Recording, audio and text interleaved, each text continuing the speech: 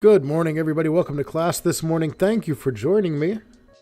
Whether you're watching live or you're watching the recording, I appreciate you watching.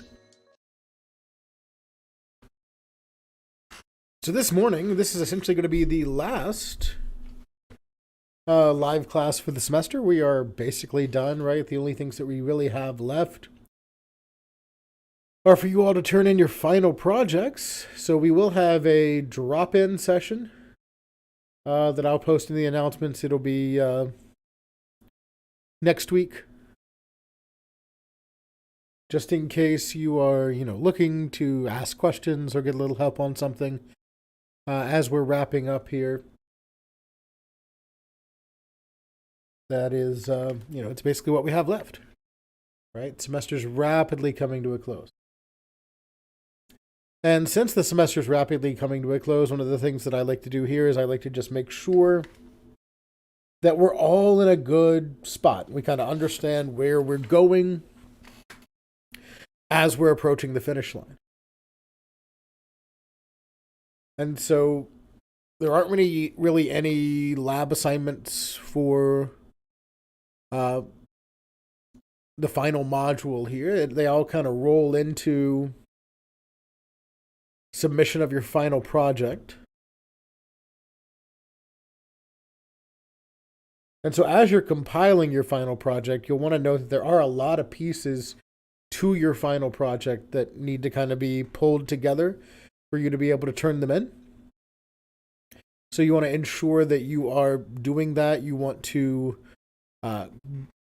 make sure you have your completed log with all your social media posts on it. Links to your channels, links to your secondary social medias, whether you got Facebook or Twitter, or, Instagram, or whatever you had. Right? You want to make sure all those are in there. The exact format doesn't matter to me as long as you have everything presented in a nice, neat, and orderly fashion. And have all the information there for me. When it comes to the number of posts, I will be looking at that since, as we've been discussing, consistency and just kind of doing things is super important, right? So if we want to learn how to use social media and grow on social media, if we were to be a social media marketer, building a social media brand is highly based on consistency. So ideally, I would be seeing a log that would have at least, 11 or 12 videos and have 24 supplementary posts that are available in some form or fashion.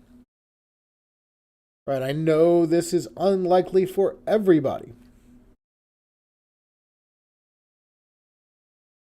Right, because I know some of you didn't, get started making your content until till a couple of weeks later. You got a bit of a late start. Some people were challenged by different things in order to try to get off the ground.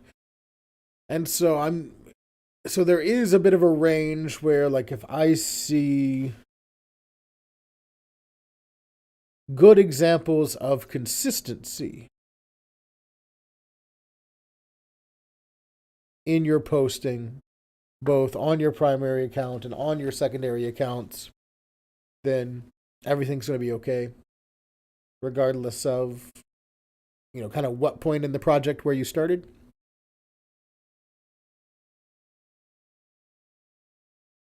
But if things are inconsistent, if you don't have many secondary posts, if you didn't really do a whole lot that you can prove, it is going to negatively impact your final project grade. So I would suggest maybe, if you haven't done very much up until this point, looking at producing a lot of content here within the last couple of weeks, just to demonstrate that you have an understanding of the way the content should be created and distributed.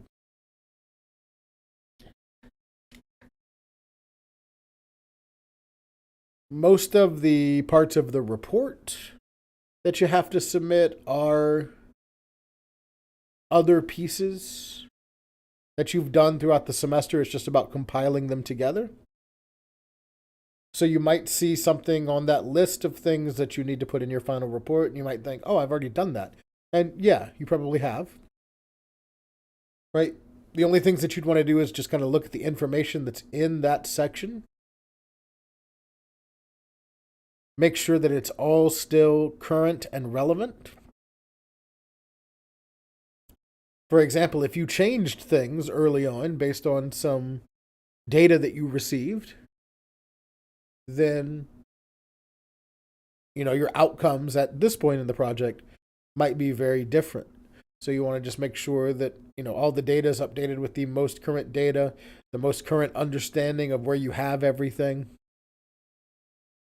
And from there, right,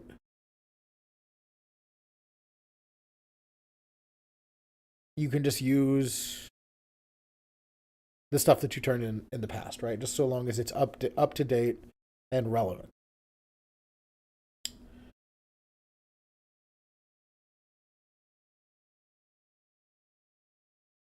So just make sure you've got everything that the project is asking for included in your final documentation, and be able to demonstrate as many social media posts as possible, just so I can see that you understand what all this is and what it means, right? Because when we look at things from the perspective of what a business would need, and I know this class is kind of cross-listed in the business department and in the IT, web design and development department. When you are doing social media for a business, or when you're a webmaster for a business, right? When you go into a company knowing that, like, oh, you're going to be, or thinking that, oh, you're going to be a secretary, or thinking that you're going to be a webmaster, you often don't realize that tasks like this fall to these individuals. I was just talking to somebody recently who was like, oh, we just hired this new secretary and we want them to start doing our social media soon. And it's like, well, do they know anything about social media? Do they know, like, how things work, what to do? I mean, you hired a secretary, not a social media manager, so what are the expectations there? So having a course like this in our degree program sort of helps you prepare for if you were put in one of those situations. Because especially with small businesses, oftentimes, right, you fall into one of these situations where I was hired as a webmaster, I was hired as a secretary, I was hired as this other job that you wouldn't necessarily think would be related to social media. And then all of a sudden you're the business's social media manager. But it also increases your marketability in those sort of instances, right? So if you go into a situation where they might need a social media manager, and you can say, oh yeah, I know a little bit about how to work with social media and how to get the brand out there and work with the brand and all that kind of fun stuff, then increases your marketability, gives you a better chance of getting a job. Right? So we want to make sure that, especially as we're wrapping this up here, we're taking this seriously, because there are skills in all of this that can increase your marketability and give you a better chance at getting a job, even if you don't want to work in social media necessarily.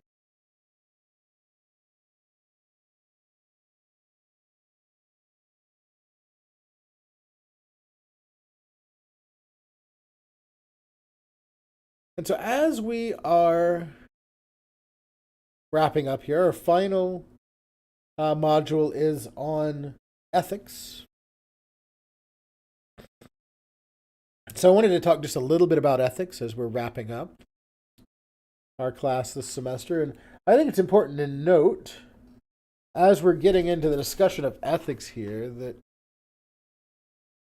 when it comes to ethics on social media, your mileage may vary. I mean, I think we've all very well seen by this point that it really doesn't matter what beliefs you might ascribe to, where the line is that you might be holding. It could be a very extreme point of view. And one of the things that we've seen just based on, social media making the world smaller, or maybe it's the opposite, it's making the public square bigger, so that even if you have like a niche interest or a fringe belief, you can find like-minded individuals. So even if you have a very extreme position ethically, there is a high degree of likelihood on social media that you can find an audience. So at the end of the day, really, when we're talking about building trust and ethics on social media, a big part of this is just knowing where your line is. Where is my line? Right? And you're the only one that's going to be able to answer that for yourselves. Where is my line? Who are the audience members that I want to be associated with, and who are the audience members that I would rather be disassociated with, who I wouldn't really want to be in my audience? Right? I think we're seeing that more and more where, people are trying to reach out to a wider base and sort of picking up strays off the fringes that they might not necessarily 100% fall in line with. But because they've added this vocal minority to their audience, they now believe they have to be beholden to a certain level of discourse for that segment of the audience. Right? So we want to make sure that, we know where our line is, know who we would like to be associated with, and understand that if we start seeing some things that, maybe aren't exactly the way we want them to be or the way we would imagine them to be, then we have to sort of take action to distance ourselves, to distance our brands as soon as possible. Now, at the core of social media ethics, it all revolves around your reputation. Right? The reputation that you can make for yourself. A good reputation can help make you successful. A bad reputation can take you down, right? Like we kind of see that in the case studies that are in this module. Right? One of the things about a bad reputation is you kind of carry a bad reputation like a stain. So even if you do things to rectify a situation, to try to make things better, after your reputation's tarnished, it's hard to get that patina off of there.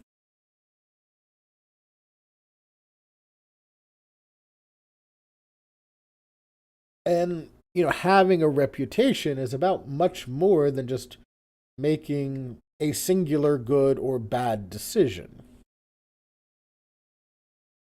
Right? When we're talking about reputation here, what we're really talking about is a pattern of behavior.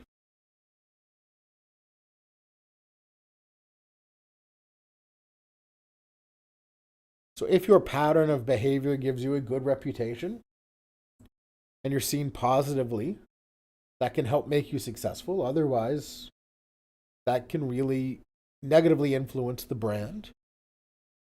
And it could kill a company.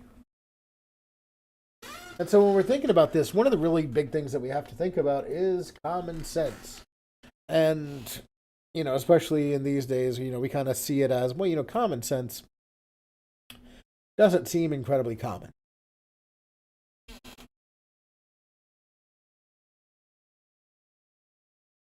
Right? When you make some silly mistakes, like it's bound to happen that you're going to make some silly mistakes, right? Like that's why we, have the module on disaster recovery where we're making plans for, if things go wrong, what am I going to do? What am I going to do if things go wrong, if things are bad, right? Because you can make a silly mistake and you can recover from it. But if you make a series of silly mistakes because you don't have you didn't plan on things, you didn't approach things from the right angle, you just kind of threw some stuff out there and didn't really consider different things. Like if you make a series of silly mistakes, you lose credibility.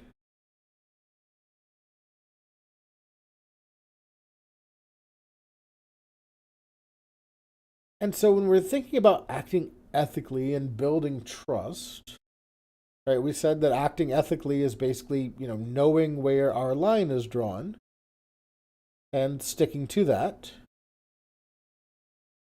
But when we think about that, we have to understand kind of what it takes to make something trustworthy. Right? So what makes something trustworthy? Well, one of the big things that can make something trustworthy is that it's easy to verify. Right? You want to make it easy to verify the accuracy of information. That's why you see a lot of sites nowadays doing fact checking on social media posts. Right? Because you can verify the accuracy of the information. And if it's not easy to verify the access or the accuracy of the information, or if the information that is being presented is just inaccurate, you want to let the audience know that this source may not be trustworthy. If you are only presenting easily verifiable information to your audience, then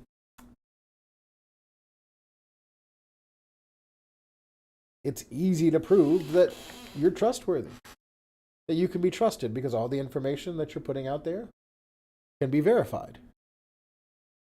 So you want to provide sources to any information that you give out through your content so your audience can verify what you're saying.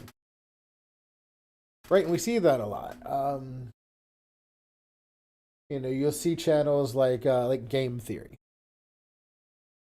Right? Some of you might be familiar with Game Theory, but they do kind of some silly videos based on, researching facts and see how real world facts align with video games and come up with some silly theories about the video games that are kind of have some basis in some real world facts.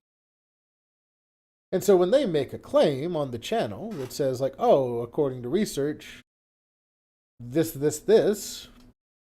it'll pop up on the screen a little source reference, right? They've cited their source. So I, as the viewer, if I wanted to make sure that I am well informed, I can take that source, I can go out, I can read it for myself, and I can determine whether that information is good or not.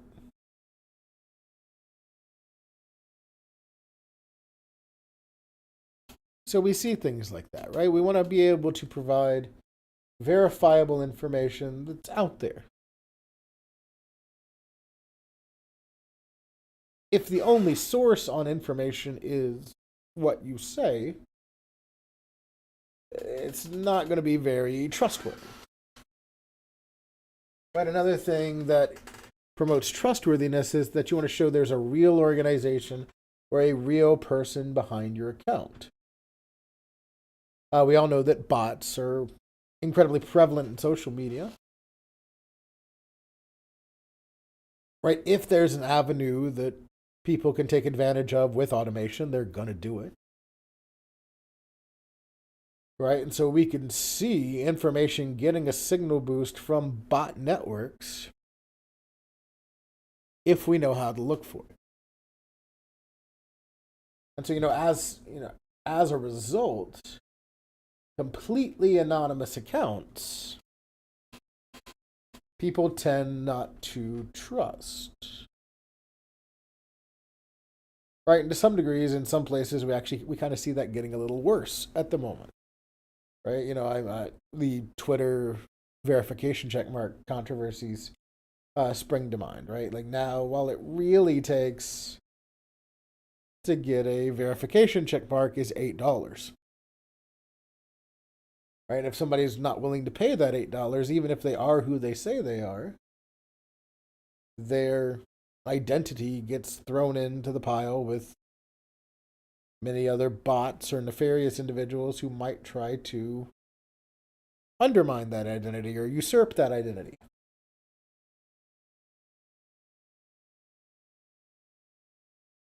Perhaps the smart idea, and you start seeing it pop up just a little bit here and there, right? Like it seems like they've started to introduce gray check marks for government officials and government organizations.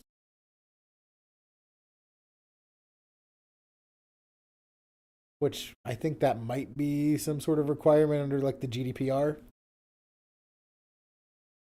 for the reason why they're doing that. But if you had something like that to where you could verify people who might have their personalities compromised to take advantage of other individuals on your platform while still having a service where you can basically provide a fast lane to engagement and have other different features that are associated with it, then that's probably ideal.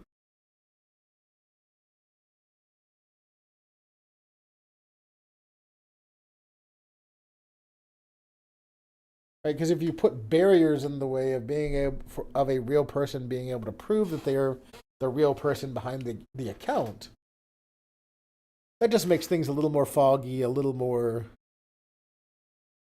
sketchy, for lack of a better word. The trustworthiness level goes down. Right, so it's something to consider as we're thinking about that. Just showing that we're real people or we're part of a real company, real organization, being able to verify that we are who we say we are in some form or fashion. Another thing is that you want to highlight your expertise. If you're trying to prove yourself as an authority in a certain subject, you got to be able to prove it. If you can show me that you're an expert, I'm going to be more likely to trust you. If I have a certain need for a certain type of information. So if you can prove to me that you know what you're talking about, I'll be more likely to trust you and I'll be more likely to follow you on social media for information about this topic. Because you've proved that you're an expert and that increases your trustworthiness.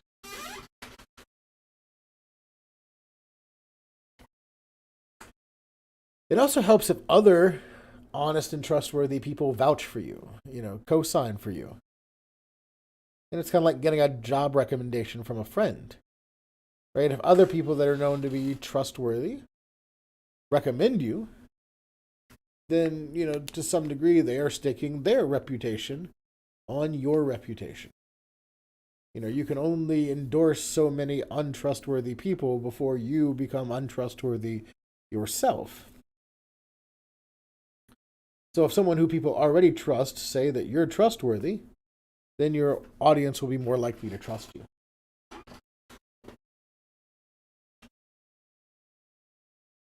We want to use restraint with any promotional content, and these are ads and offers and things of that nature. That's getting, that's been really big here lately when we've seen influencers and cryptocurrency. Right, like everybody when they see an influencer promote some kind of cryptocurrency, that's an immediate ick nowadays, right? Like when we see that, that is an immediate sign of potentially untrustworthiness, right? Because there have been so many, for lack of a better word, scams that have been perpetuated in these situations. Rug pulls, pump and dumps, these sort of things.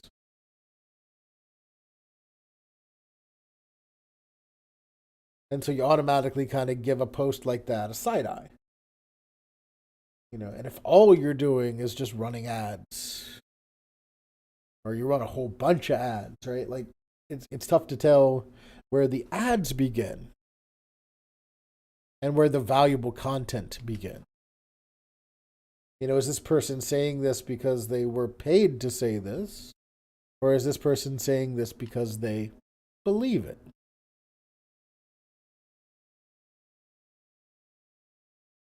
And at the end of the day, right, when you are looking at your users and your need for support, right, because, we can't pay the bills on likes and follows.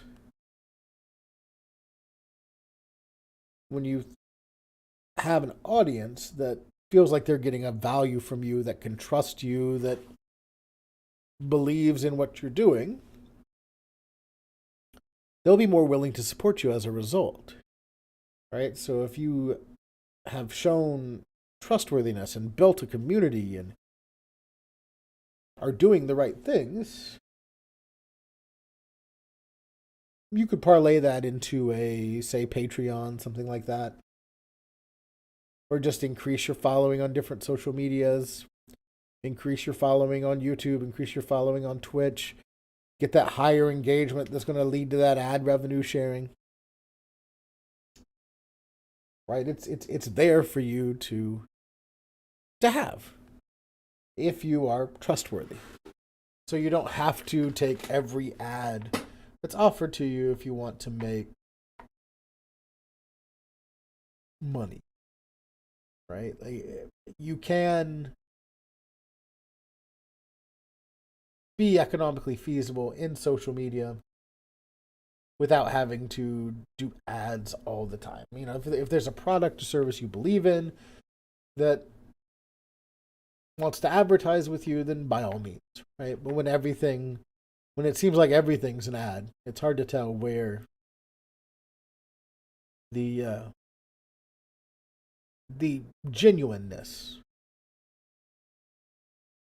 starts and stops, and where the I'm saying this because I got paid starts and stops.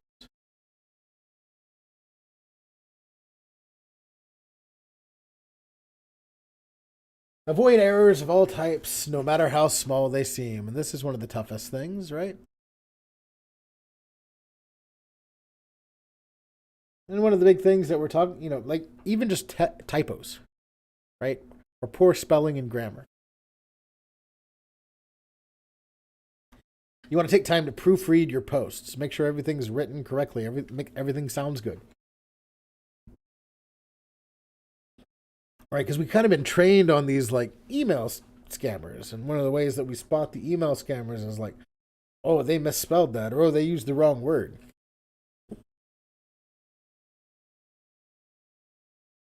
Right? So just because we've been kind of trained to be hyper aware of these things, when you're doing a lot of misspellings, when you are using bad grammar in posts, since we are aware of these things sort of being negatively connected to other things, then it becomes a situation, right? It becomes something that people are on the lookout for, that people have a heightened alert of. And it could, as a result, diminish your trustworthiness. Now, clearly, we're not going to be able to avoid every issue like this, but if we can make a good faith effort to ensure things like, especially typos, don't happen, right? Just take a minute and proofread and make sure everything's cool. And it's going to help to build your trustworthiness. So you just want to make sure that, everything you're doing is as error-free as possible. And I said we'd be relatively short today, and that's all that I really have for you. So we'll go ahead and wrap up here. If anybody who's in the chat with me live has any questions, you can go ahead and ask them now. We'll take any questions at the moment. If you are watching the recording or think of a question later on, feel free to send it to me via email or Teams. Remember, once again, all we really have left to do are the final project, final exam type things. And those are due by noon on the last day of class, so you'll want to make sure that you get those in. If you have any questions about those, please let me know. And since I'm not seeing any questions in the chat right now, we will go ahead and wrap up here. That's all that I have for you. Thank you for watching. We'll see you next time.